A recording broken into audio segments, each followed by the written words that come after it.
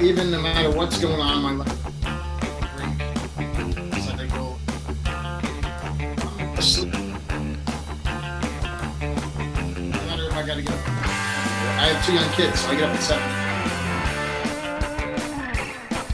Yeah, what's good, everybody? How are you? How you doing? I hope everybody is on the upswing of this roller coaster that we're on right now, because it's nothing but a roller coaster day in and day out, something new going on. It's me, Z. We're live on all Disruption Network social media platforms. Make sure if you're out there on Facebook, you click the share button and help spread the word of EC Radio and the D. Before we get into anything, much love to EJA Moving Services. When you're ready to move and relocate, hit up my man, Eddie, ejamoving.com. He'll pretty much move you wherever you need to go.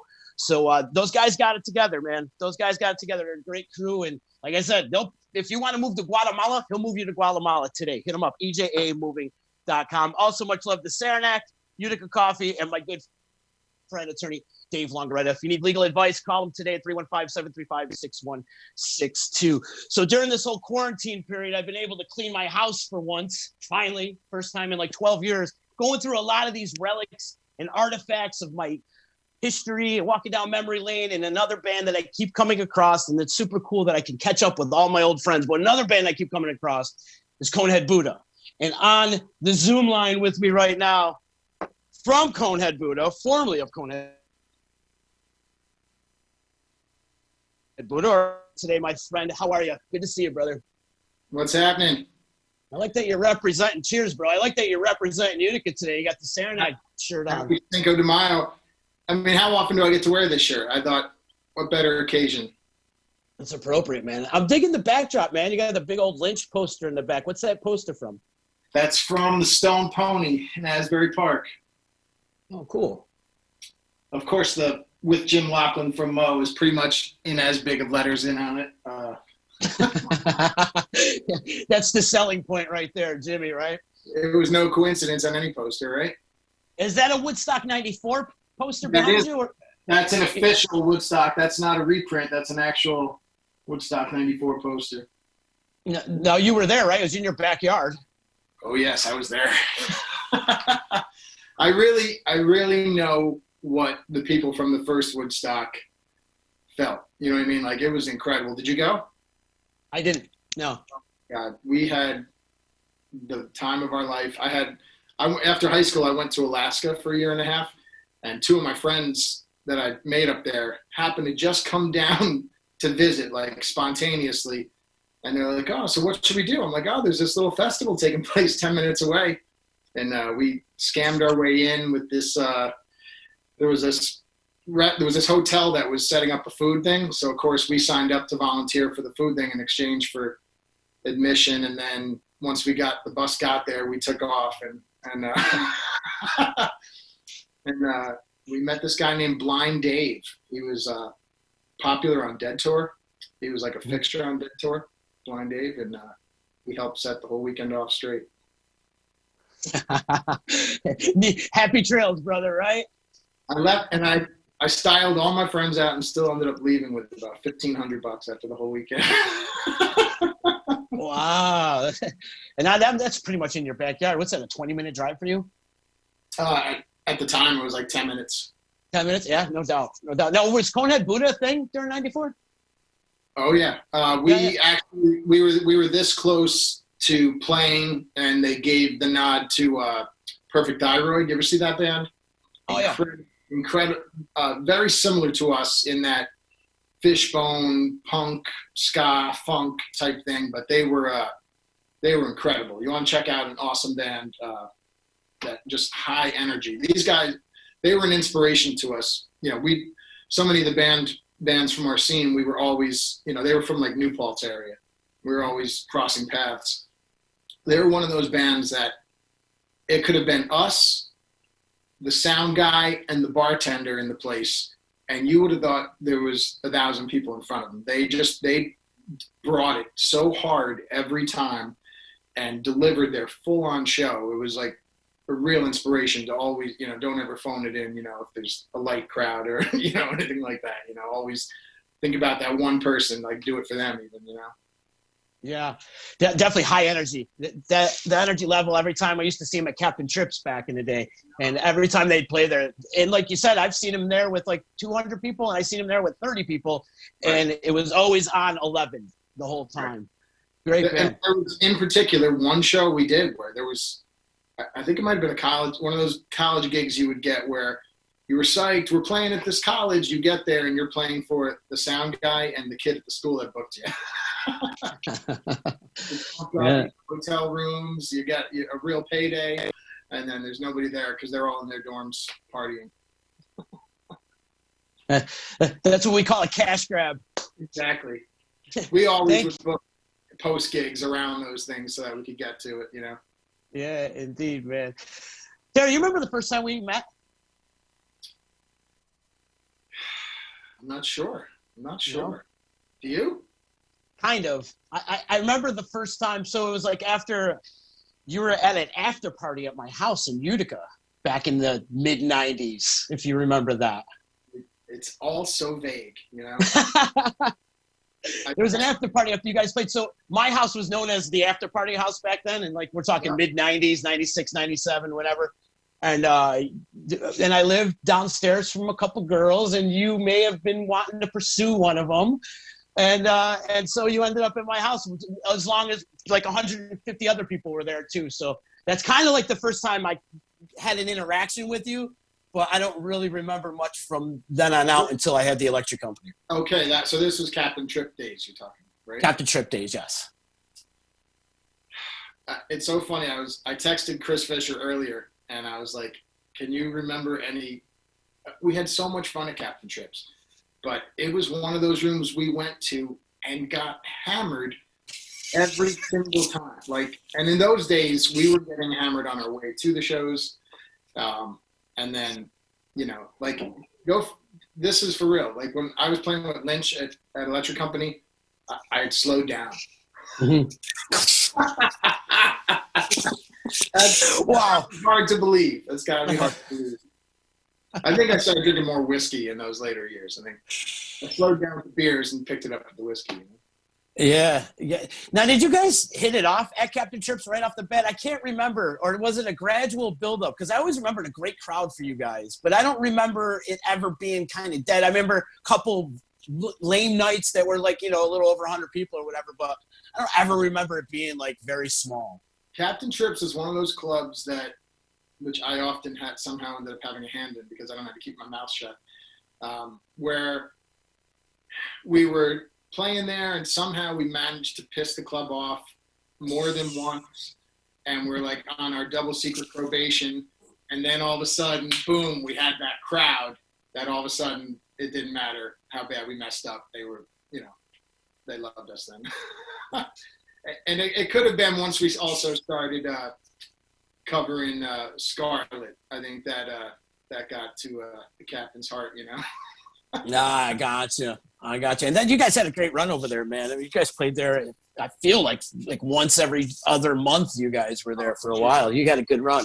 It was always such a great gig to hit because then you could head to Binghamton from there. You could head to Syracuse, the whole, what we call the SUNY circuit, was, we built our whole following by hitting all the college towns and Utica was a crossroads and a home.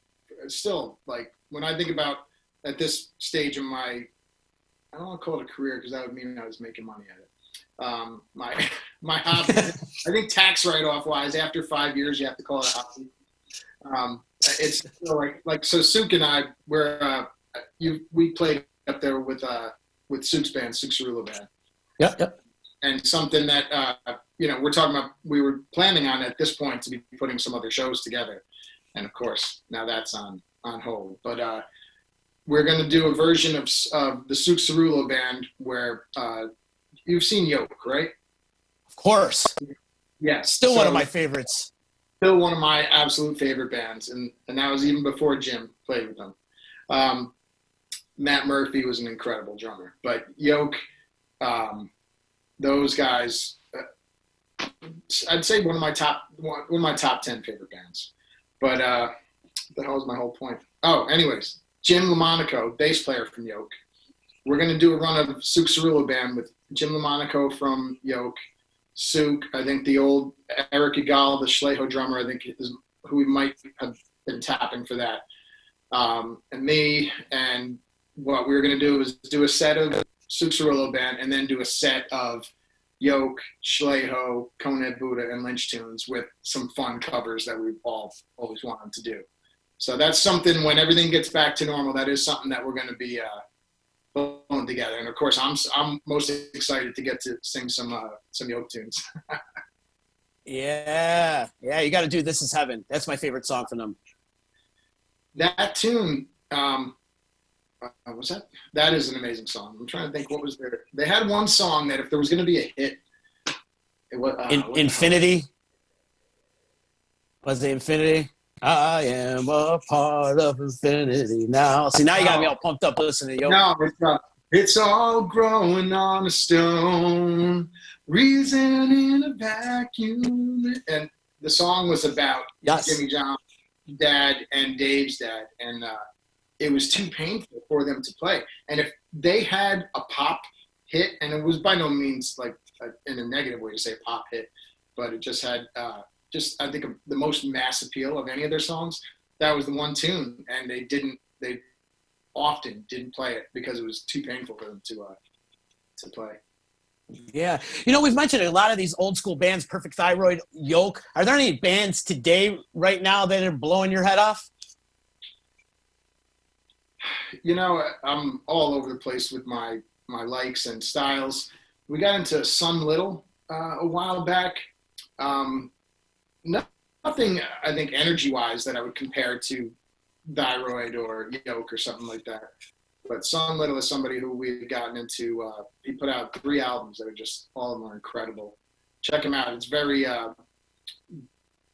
it's this minimalist, retro, like hard blues at times. But he's got this great gravelly voice where sometimes he almost touches on this like Sam Cooke, in between Sam Cooke and Bob Marley type thing. But in just this contemporary way. I think he just did some stuff with the Roots, backing him up. But great band. That was someone I've been into. But we inherited Carly's dad's record collection, so it's so fun just to go picking through so much great old stuff. Does he have an extensive collection?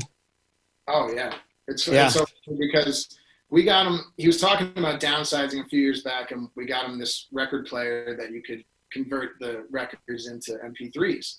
So we thought, oh, this will help him with that, and gave it to him. Never saw it set up or anything. And then like a couple of years later, he's like, "Hey, remember that record player you guys gave me?" I'm like, "Oh yeah, just start using it." Because now I never opened it. You want it? And I was like, "Oh," and I was almost insulted for a second. He goes, "And my whole record collection?" I was like, "Oh yes, I do."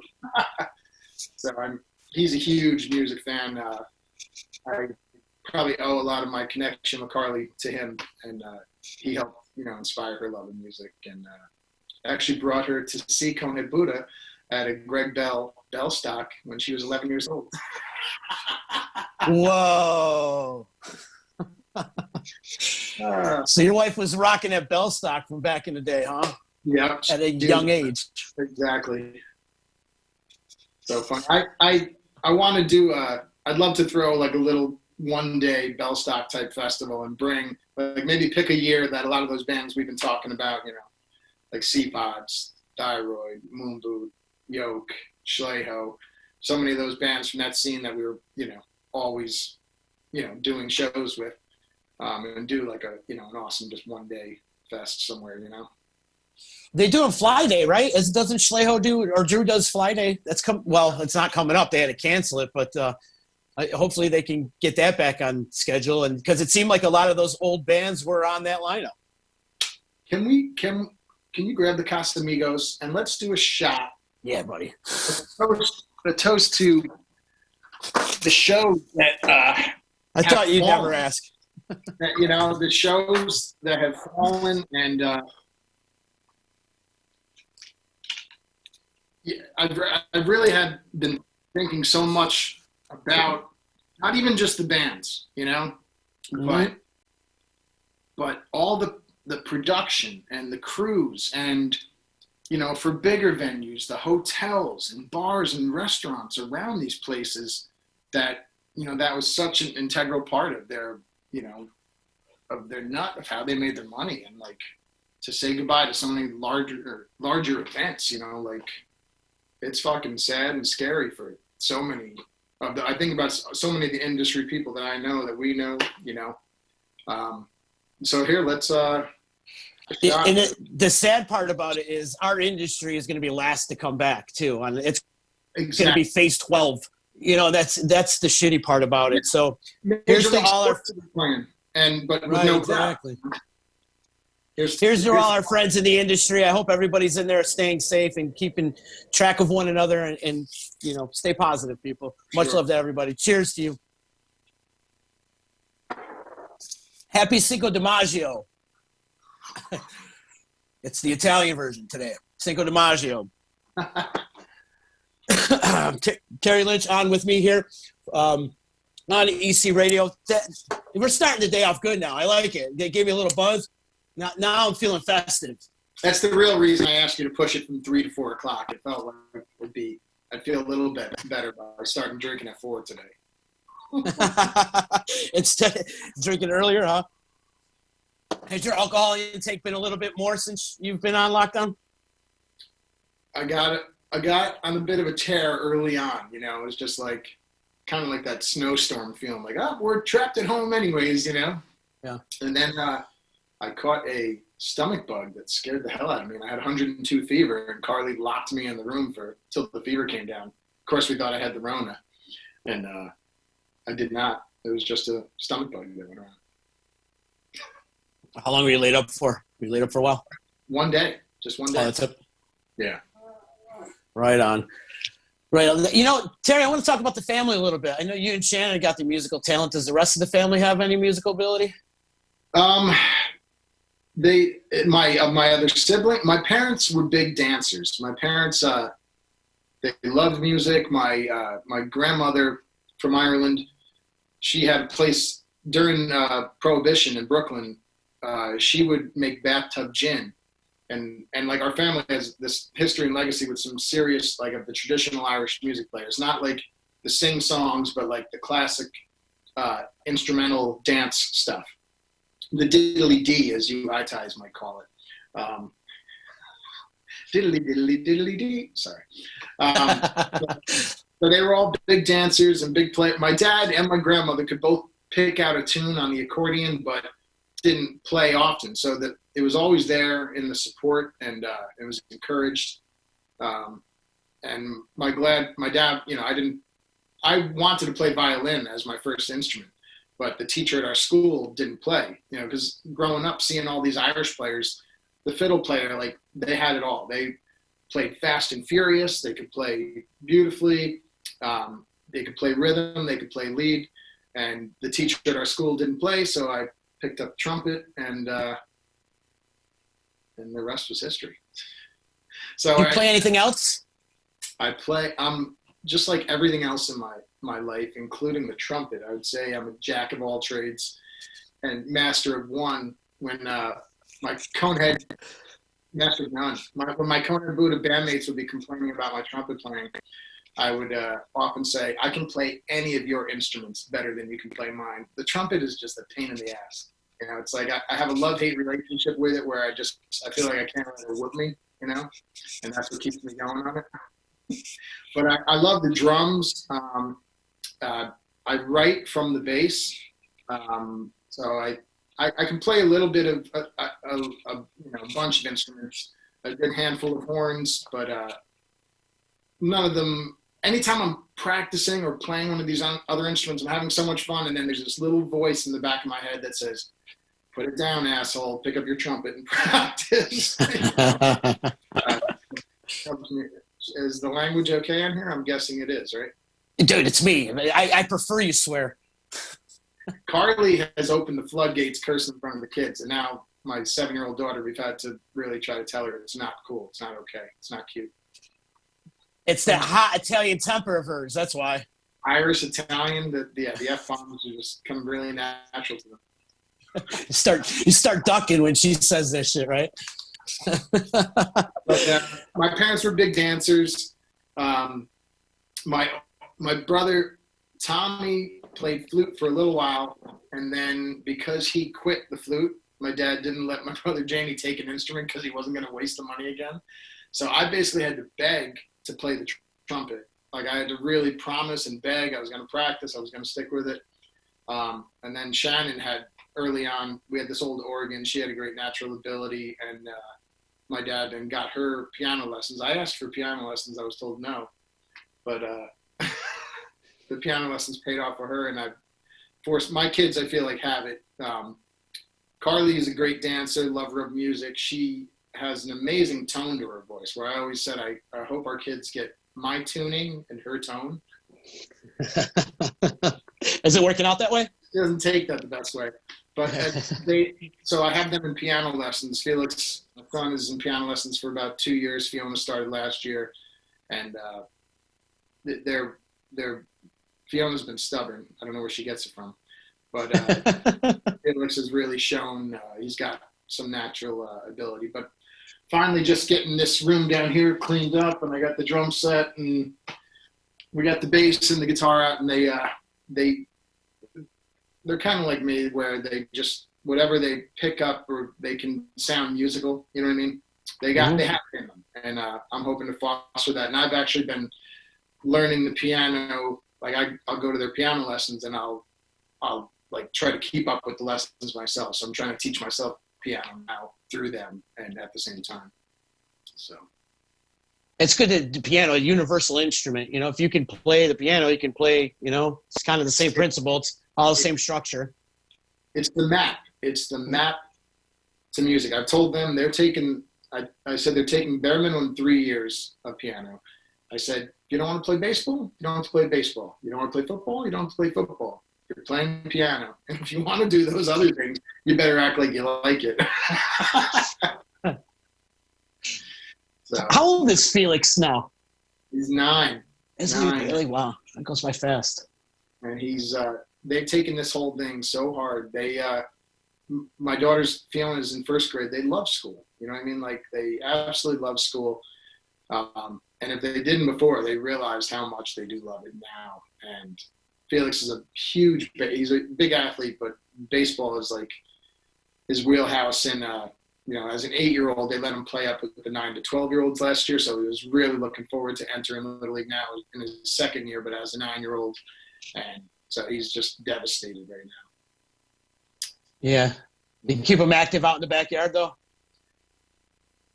If he didn't complain so much when I wanted to do work, I'd be able to put up with that more. But he naturally drills on his own. He practices on his own. He pulls me out and wants – like, Dad, I want to work on this, So my dad had a saying, it's easy to help those who are trying to help themselves. And he does that. He puts this work in on his own, that it makes it fun, makes it really easy to, like, doesn't matter how tired, how sore, my arm's about to fall off. It makes me want to go out there and keep throwing balls, Yeah, playing catch has always been fun too, right? It's always just the art of playing catch and sitting around the backyard and baseball. Sure. God, I miss baseball so much, Terry. Oh, it's killing me. Me too. I'd actually sit and watch a Mets game right now if it was on. I mean, the highlight, the way I'm staying positive is, when is the last time that it was May 5th and the Mets were undefeated? I mean, never. So It's never happened. Never happened at all. So, Terry, I want to back up a little bit. I want to refresh your brain a little bit. So, Mo plays New Year's in Albany a bunch of years back, and they cover Jump Around, okay? And I'm there working, and throughout the weekend or throughout the couple of days for rehearsals before New Year's, they're practicing it. And Jim's on. This is a sore spot, by the way. This is a sore spot? Oh, is it really? Well, here's the funny conversation that happened. Was Jim was like, I will just have Terry come up. And I think him, Chuck and Rob were like, well, how you know Terry's going to come up and do this? He's like, who's going to stop him? He's like, it's like the Lynch family freaking national anthem to these people. They like, is that true? Is this something like every time House of Pain is on during a Lynch family function is like the whole family getting together and jumping around? Is that like a thing? That album, I mean, I'm a hip hop head, and especially that was in my heyday of it. And I mean, I still have the desire to make like the most killer Irish rap album by actually sampling traditional Irish instruments. They had DJ Muggs, who was Cypress Hill's DJ and production, making so many of those killer beats. And I actually prefer the Jump Around Reprise. It's got that killer horn line to it. You know what I'm talking about? It's great too. But yeah, I can't believe. Right, I couldn't believe when they started that song. Like, it was hard to enjoy because I was so mad.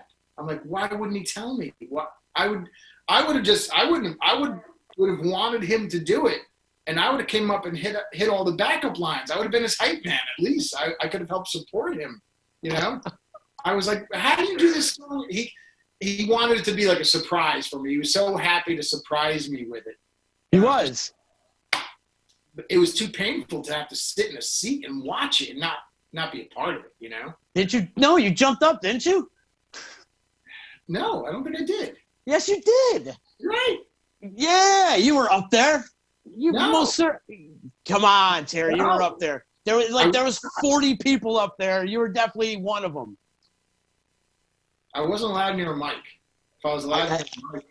I beg to differ. If any of the morons out there can refresh our brains a little bit, but I'm pretty sure you backed them up a little bit. Here. My memory is shot. That would register. And you know what? We can go to tape.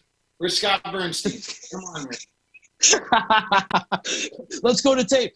No, I'm telling you, maybe I'm shot, and maybe I forget, but I could have sworn that you were up there on stage with mic in a hand doing Jump Around with Mo. No mic in a hand. If I was on stage for it, or at least holding on to doing backups or something.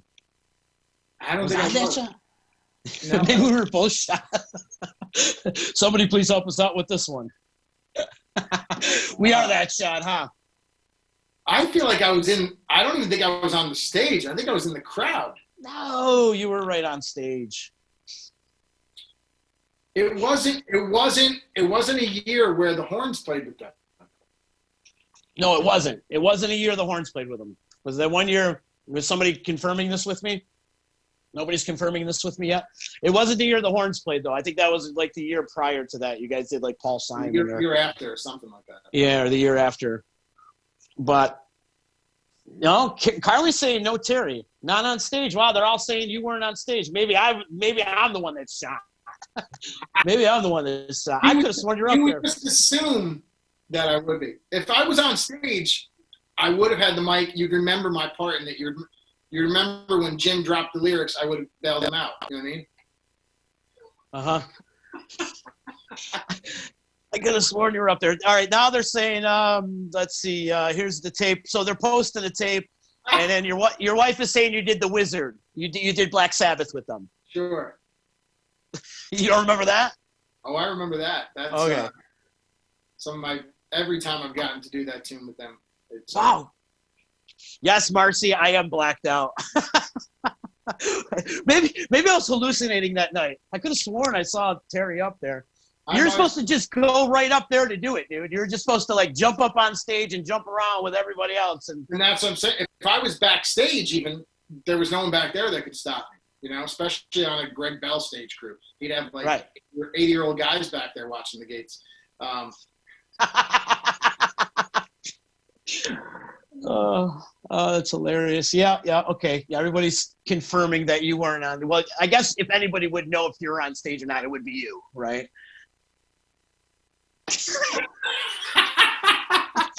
That's questionable. Oh, it's questionable. I've been blackout drunk before, so it's kind of hard to. I can't 100% either way.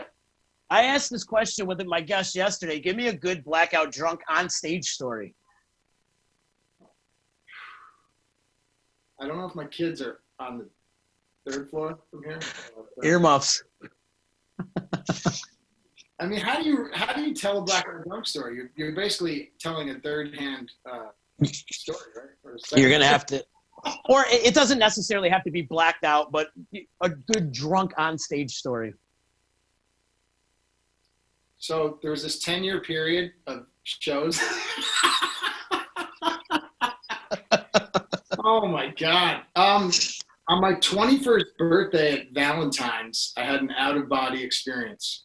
And I was floating above myself, and I was looking down at myself, and I was looking at my hands playing the trumpet, and I was like, what note? I was singing and playing, but I was like, what notes are you playing right now? I couldn't, I was like looking at my hands moving and couldn't believe that it was complete out of body experience. I was looking at my hands moving and going, what notes are you playing right now? How are you having a conversation with yourself and playing right now and not messing up? I think on my onstage, it wasn't necessarily drunk, but we had taken some tabs down at Lembo Lake in New Paltz, and there was home of some great festivals down there. I think it's actually where Angry Orchards they bought that whole area. It was an awesome, like, big apple orchard, and they did some great shows there in the 90s. Yoke was on that bill. I think Fishbone actually might have been there on that bill. It's all a little vague, but anyways, I took it, and I thought I had timed it so that we'd just be finishing our set right as I was taking off, and instead there was production delays, and we had the delayed start, and I was like, oh shit, I'm starting to feel it. I'm starting to feel it. And it was intense. And there was one point where I'm on the stage, and I heard this voice in my head yelling, run off the stage, run off the stage, run off the stage. And my sister must have realized it, and she grabbed my arm, and she goes, it's okay. It's going to be okay. And then all of a sudden, everything was fine from there. But that's probably one of the most memorable, like, in no condition to be on the stage and was on stage. It's a good thing Shannon was right there. She brought you back to reality. Oh, my goodness.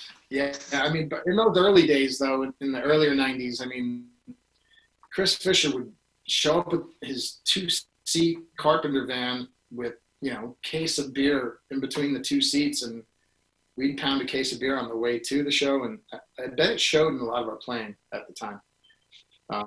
Chris finally got to a point where he sobered up and stopped drinking. When we really realized, all right, we have something going here, and we were trying to take it to the next level. And I ended up years later adopting the one beer before the show, take the second beer on stage with me.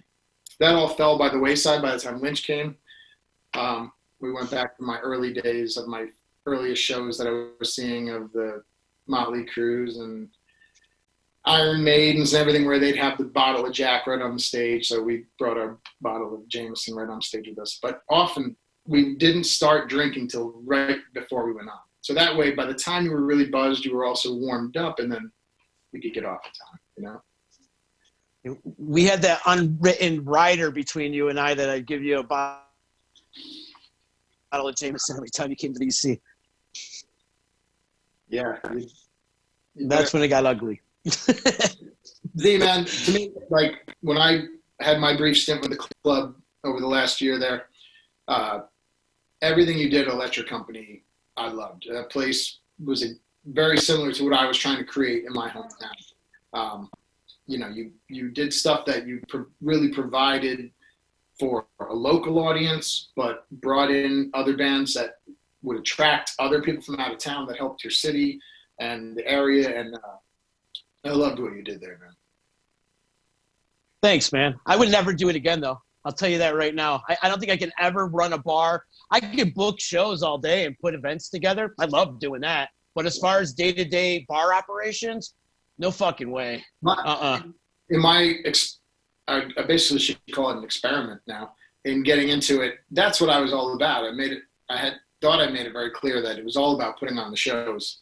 And that's really turned into a blessing. And something that stinks about this whole coronavirus time is that, when I left, that whole brand new PA system, lights, all that came with me. And I created a production company called Catskill Concerts. And I just landed some great opportunities for this summer. I was basically going to be able to pay for the whole system this summer. I had Catskill the town of Catskill does their Thursday night concert series down right on the Hudson River across from Olana by the Rip Van Winkle Bridge. That was going to be 10 to 12 dates. I'd landed the East Durham Irish Festival. I'd landed East Durham Irish Arts Week, 7 days of shows. Like, I felt like this is exactly what I was going to be doing. And I was actually right in the middle of talking with the town of Catskill and Crossroads Brewery, great brewery out of Catskill in Athens, in my hometown here, about there's this building right on the Hudson River. The Catskill Creek empties into the Hudson, and there's this little peninsula, and it's got this old freighter barn warehouse building on it that holds 500 people. And then there's this path around that little peninsula. And I was just in talks with them about partnering with the town and with the brewery on putting on concerts and events there. We were actually planning a Kone Buddha show for July 4th right there, because all those towns on the river, with this year being July 4th being a Saturday, there was going to be like from that spot you could see Kingston, Rhinebeck, Hudson, Catskill, everybody's fireworks being on that spot in the river. You would have just seen this massive multi-city fireworks show, and I'm sorry that was going to be the one we kicked it off with, you know. But once everything returns, that's somewhere we'll be doing shows, and I might tap into you for some production help. For sure, man. Wow, that's awesome. It's cool that you had all that, your hand in the pot like that. But continue to work though, bro. I mean, don't let this distract you and get you down. You know, just keep grinding and putting these events together. It's all going to come back, and it's going to come back bigger than ever, I think. Now, and like you said, it's in a way, it's a blessing now. It's completely a blessing now to not have a bar restaurant. But the way now I have the opportunity to have that joy of putting the shows on, but not to be shackled and handcuffed to that spot, you know? So yeah. And that's the thing with the bar industry is you're married to that place. 100%. And then the other thing, back when I was doing it, it was a cash business, of course. And, you know, you can't really trust everybody. No. And that's when it gets a little sticky sometimes. Sometimes I couldn't even trust myself, you know, the camera security systems are a lot better nowadays, though. Yeah, for sure. But we had some wild nights there. But you know, we created some great memories. But I'm glad they're over, and I could do this now and hang out in my bedroom and talk to you every day. So that's the big thing. That the number one thing was that, as my lovely wife Carly put it, great life choice you made. You turned me into a single mom on the weekends.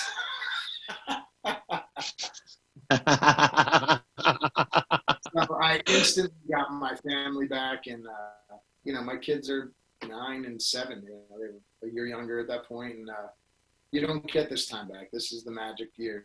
You know, they're becoming brats now, but you know, these are the special years before the world really has sunken their talons into them, and you know, so yeah. Well, you know, Lynch family tune out of you guys during this quarantine. Maybe the whole family could come together and write a nice little an Irish jam event. It's funny. I have been definitely inspired through all this, and in getting this room back together down here in the basement of our house, and all set up so we can function. And you know, I told the kids if they can keep up the consistent attitude of the piano, they can. I said, you're welcome to take guitar lessons, bass lessons. Awesome guitar and bass teacher right down the street here. That after the last time Kone Buddha was together and we stopped, I jumped right into guitar lessons because, like I was saying before, anytime I pick up another instrument, if I have a show booked, in good conscience, I feel guilty spending too much time on another instrument, even though every instrument, any instrument is more fun than the trumpet. Shooting pains in your head, your teeth, your jaw. But that's not fun. What about rapping, man? You doing any hip hop though? You know, I loved when you and Joey Bats were together. That was a great combination. You still talk to Joey at all? I do. He actually was in the area, and he was like doing MapQuest or something, and he was right across the river in Hudson, and he saw my town pop up on his phone, and he called me. He was like, "Yo, do you live right across from Hudson?" I said, "Yeah." And he came over, and we had such a nice visit and impromptu. And the reason Conan Buddha got back together the last time is because Chris Fisher jumped on board with me, and I was creating a Beastie Boys tribute band. Yep. And the point of the Beastie Boys tribute band was then to also kind of create this band that was like the Roots. And then we'd find, other rappers or singers and kind of become this like backup band for them. I would open the show, maybe do a handful of Lynch tunes, maybe bring another rapper on where we had this backup band that was doing that. And then for the main, like Bad Fish, the Sublime tribute. When they first started, I think their original band was called Scotty Don't, possibly. And they would open up the show with their band, and then they would do the Bad Fish tribute, As far as the Beastie Boys thing, aside from it feeling like it could be actually a way of getting paid to make music, it seemed like just the perfect audience to get my band Lynch in front of and those type of tunes in front of. And that's something that's still in the back of my mind. When MCA passed away, Chris Fisher instantly texted me. He goes, "Oh, wow, we really missed an opportunity here, that's the thing. Just like with Sublime, you can't see the Beastie Boys anymore. So that's something I still would like to revisit. And a main part of doing it would be in that respect to kind of create this other thing. But Joey Batson, there's this another rapper out of Albany. His name is Desmatic, and he's incredible. And I would love to get the two of them together.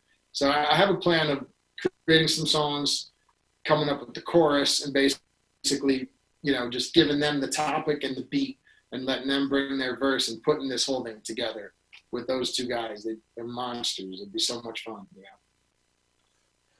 Joey was a genius. I remember when he would do the show and tell, and he'd bring people up on stage, and he'd have people empty out the contents in their pockets and put it on stage, and he would rap about it, and it was just amazing. That show was great, man. That was a really fun show. I grew so much as a rapper with those guys, him and Matt Ziegler. Matt Ziegler, yeah. Ziggs and Bats Circus, CBC. Mm-hmm. Matt Ziner from he played with Dickie Betts for years. He's actually in I don't know if they're called The Weight, but he's in a band tribute right now. Monster keyboard player and organ player and singer. But Lynch we did a show with those guys in Connecticut, and after the show, he came up to me, Matt Ziegler, and he was like, "Hey man, I'm putting this band together, and I gotta have you and your sister in it." And so when he put it together, he called us, so we started going out and playing with that band. At the time, Lynch was so much fun, so awesome, because in the beginning I had members of Yoke, members of Schleho, members of Mo, like all these guys who over the years I had been running into and talking to, and as I was starting to write those tunes and pulling them together, I always had certain guys in mind, and I had so happy and so psyched that I got to perform with them and bring a lot of those tunes in. But the hard part was what those guys loved about Lynch was that it was so raw and off the cuff that they didn't have to have, and we all lived in different places. They didn't have to rehearse. We kind of just went for it. We got together. Just as long as I had the bass line there, it didn't matter what else was going on. I could work around it and make it happen, And I love that it, in a jazz sense, that it made each show different, I'm sure. But those guys, I was a little frustrated because they were all busy or with other projects, and it was really becoming a challenge to book. Here I had this other project wanting me to be a part of, and they were like gung-ho and going for it. 8 people on the same page. So it was so much fun and so easy to fall into that. So I kind of pushed Lynch to the wayside at that time. I learned so much. Joey Bats and Matt Ziegler, they wanted me to rap at times in it, but then they said, "But you have to freestyle. You can't rap if you're not going to freestyle." And I was like, I felt way out of my element with that. And they were, they were some of the best freestyles I've ever seen. Absolutely. Joey actually we sat down one time and he taught me that the secret and the key to it is that you can't think about the line you want to say. You have to think 4 lines down the road to what you would call your punchline. You got to think about, all right, I see Z, okay, so I'm going to rhyme into Z. I'm going to come up with 3 lines that end in E, and, 1 or 2 of them might not make any sense. People might be like, what did he say? Just as long as you deliver that punchline off and, you can help carry the message, and it all seemed like it makes sense. But I grew and I learned so much from those guys doing that, and really love to embrace it. You're never more living in the moment. Like taking a solo on an instrument is one thing because you're trying to express the thoughts and the feeling, but actually having to turn those into words, like you want to talk about a challenge and nerve-wracking, like you're never more living in the moment than doing that. Yeah, since we're talking about songs and lyrics, man, who's the inspiration behind the song Fly on Your Bedroom Wall? Those are some dropping the hard-hitting questions today, pal. Those are some drunken nights, and it was just drinking and chasing tail. And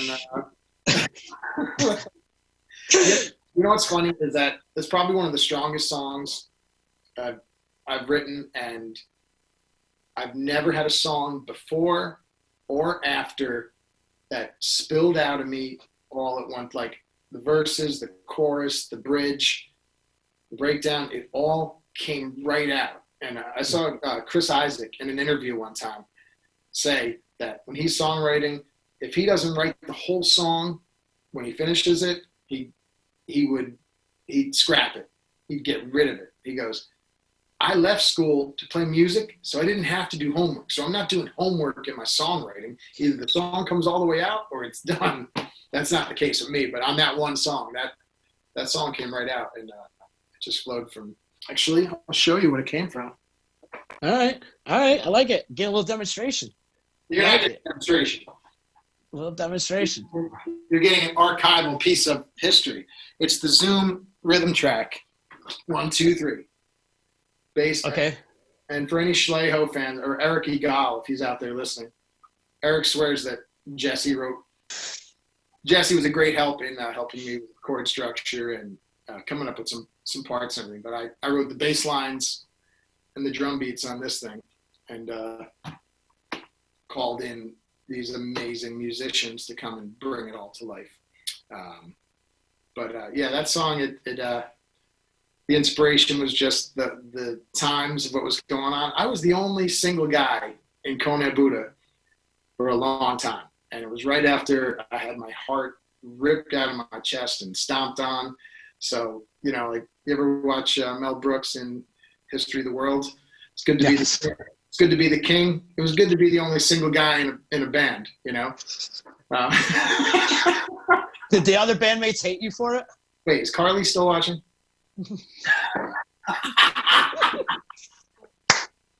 Love you, honey. Well, you got the best one though, pal. You did. You got a good one. I was waiting for her.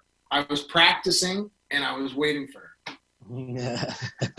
Your life manager, as it was very apparent when we first started this interview, before we went live, she was there helping you out with your setup and stuff. So much love to the wife. Remember I said I saw her, she saw Kone Buddha when she was 11? Yeah. She came up to me after the show and was trying to talk to me. I'm like, hey, come back when you're 18. I didn't think she'd come back when she was 22, but she did, And hilarious. She's so tired of that story. She's probably more tired of that story than any other story that I have.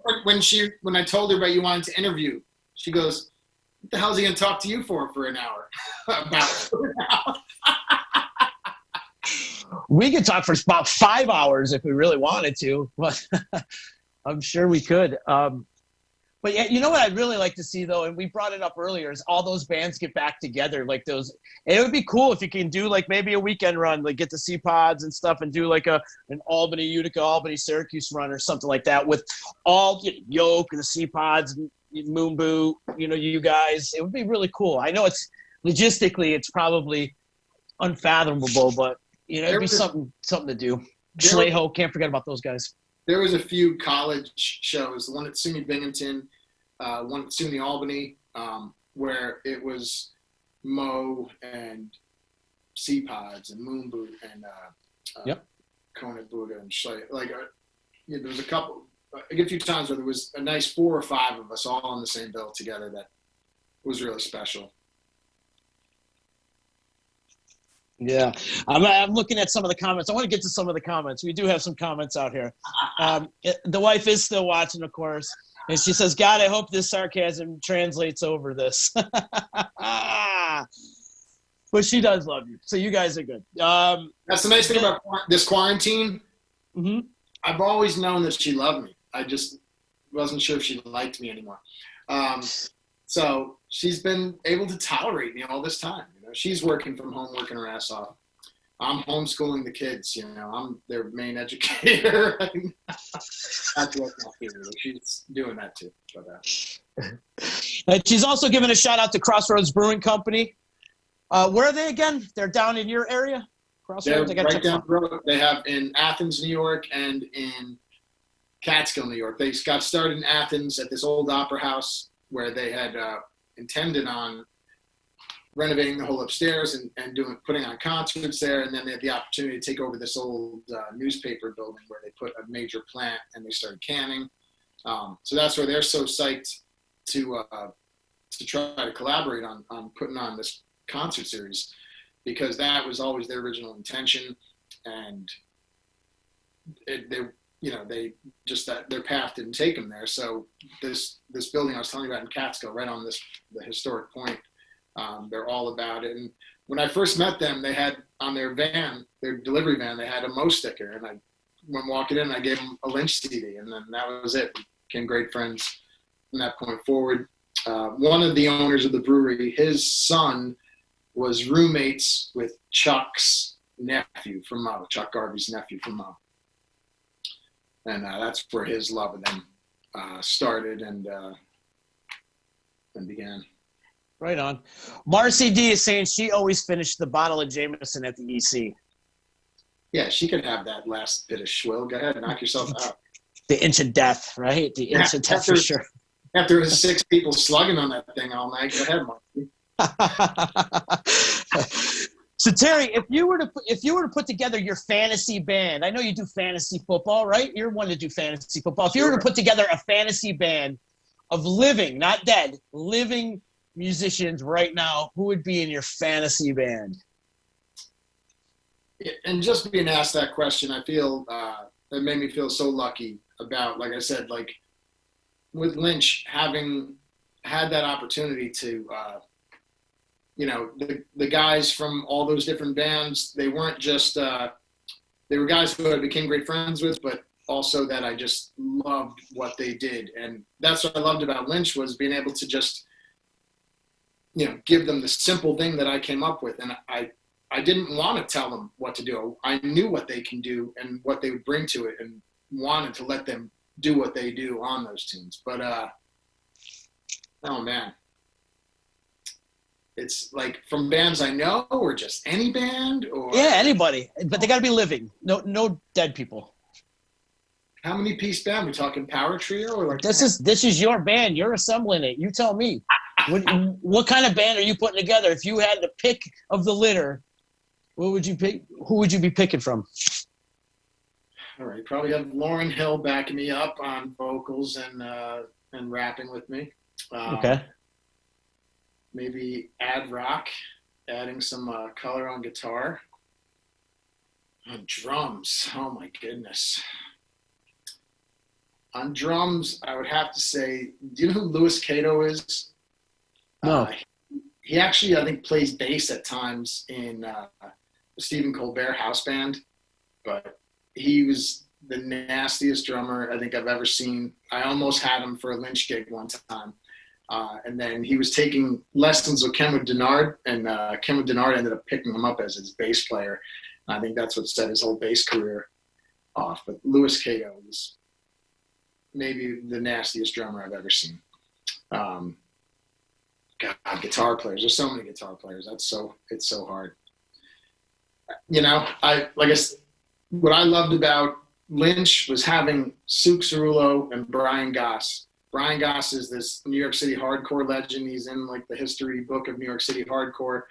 He had a band called Jerk and Goss. He was a Marshall guy. Suk does what he does, and him with Lachlan on drums. Lachlan on drums was, you know, amazing. That whole setup. We all had Zeppelin, Sabbath, and Van Halen. Like that's what those three bands we all loved so much and had in common. And that was a big part of rhythmically what we had to do. I really do feel so lucky to have had so many of those cats in Lynch that I had some dream bands in there. But yeah, Maceo Parker and Fred Wesley maybe on horns. Nice. Well, Fred's dead now, isn't he? Isn't he? I think he might be. I don't know. I hope not. I don't think he is, but he might not be. Dirty Walt there from Fishbone on the trumpet. He gave one of his trumpet bones to Dave Fitzhugh from Yoke. Oh wow. Yeah. What about on bass? Did we say bass? I don't think I did say bass. Living, huh? I mean, John Paul Jones is still alive, I guess, right? There you go. Yes, he is. JPJ. Yeah, I probably have to say him. Yeah. Nice. Would you think about doing that Beastie Boys tribute when this all comes back? Yes, it's something I had started. Oh, I'd started that before. We had started that. We assembled a band to do that. I still had to figure out the other two MCs. Mm-hmm. But then right as we assembled the band, Chris Fisher says to me, man, you really don't want to do a cover band, dude. Let's do it. Let's start an original project. And then we created a band called Mouse Say Fun. Then yes. Mouse Say Fun was playing. Neil Spitzer, sax player, kept missing shows. Shannon was filling in. Next thing you know, Shannon said, if I'm going to fill in this much, I might as well just either give me the spot or I'm not filling in anymore. So she took over that spot. And then once we had the three vocals to Kone Buddha, we thought, we're too old to be starting over. Like, let's call it Kone Buddha again. And we had an amazing rhythm section. And that original Beastie Boys tribute idea is what brought Kone Buddha back together the last time. You know, we never had the plan of doing that. We wrote an album as Now Say Fun that we then released as Kone Buddha, you know. And we do actually have, we have another Kone Buddha. The first album we recorded, we got it out, and then we came back as Kone Buddha with our sixth studio release. And then from that point on, Chris Fisher had his studio, which is right up the street here from my house, which is how that all happened. We ended up living right down the street from each other, and we thought we got to start something. But at that point then, as we'd write a new song and got it together, we'd record it. So we have like 8 songs recorded that hopefully this next year we might actually release in some shape or form.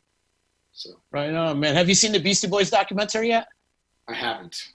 I haven't either. I'm dying to see it. It just came out like the other day. I kind of don't want to watch it interrupted, and because of this damn coronavirus, my already night owl kids have been going to bed even later, so like I just can't get that. I don't want them to ruin it for me, and I'm gonna watch it soon.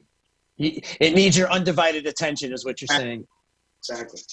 Oh, and Rich Lemire is saying that Fred Wesley is not dead. So good. Thank you for clearing that up. I'm 0 for 2 today. I need to fact check a little bit more, I guess. I don't know. Well, why don't you go 2 for 2 on these before we sign up? All right. We'll 2 for 2. We'll go 2 for 2. I want to thank everybody for watching this today. Everybody out there in Facebook land, if you could do me a favor and click the share button. Great to see a lot of old friends, man. And if you could hop over to Disruption Network, give us a like and follow us on Instagram and Twitter and subscribe to our YouTube channel. And then Terry, you got any links you'd like to promote? Anything you'd like to give a shout out to? I mean, everything is like not happening right now. So it's like, you know, what the hell?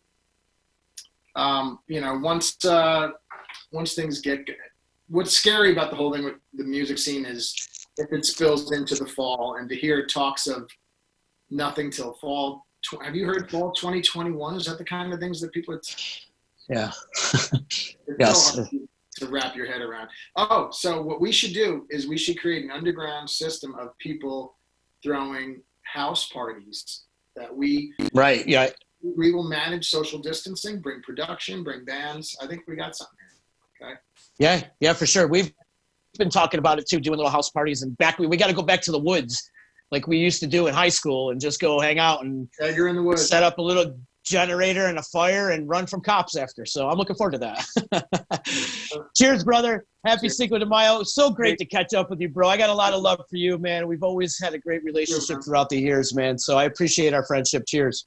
Thanks for having me, and cheers to anyone else who's watching out there. And I miss you all and love you. And I look forward to us all doing it in person. Yeah, me too. The clinging of the glasses for sure. But yeah, man, let's talk about these underground parties, these backwoods parties or backyard parties, however. We'll start our own little circuit.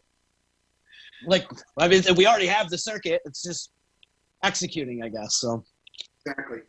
Awesome, Terry. Well, thanks again, man, for hanging out with me today. Much love to you. Send my love to the family as well. I want to give a shout out to EJA Moving Services. My sponsor, Eddie's always taking good care of me. If you're looking to move. Will Eddie move anything? He'll move anything. Gym equipment. He'll move whatever you got. Why? What do you got? Joking. You got something you need to move? All right. He'll be a great roadie for you guys when you get the band back together. Hit up Eddie today, EJAmoving.com. Also, Utica Coffee, Saranac. Yeah, he'll move all your band equipment for sure. He will. He's logistically a good soul like that. And also, one more time, I got to give some love out to my attorney, Dave Longaretta. If you need legal help, give him a call today at 315-735-6162. Everybody out there in Facebook land, click the share button. Also, a shout out to Todd back in the studios. My partner at Disruption Network, always holding it down. I mean, if it's not for Todd, the Disruption Network pretty much folds. And he's the one carrying us right now. So we're live on his shoulders right now, if you will. So thank you, Todd, for all you do at Disruption Network. And you can follow along at disruptionnetwork.net. And again, Terry, thanks so much, man. And I'm looking forward to having that beer with you really, really soon. Sure, man. Be well. I'll see you guys tomorrow. Later. All righty.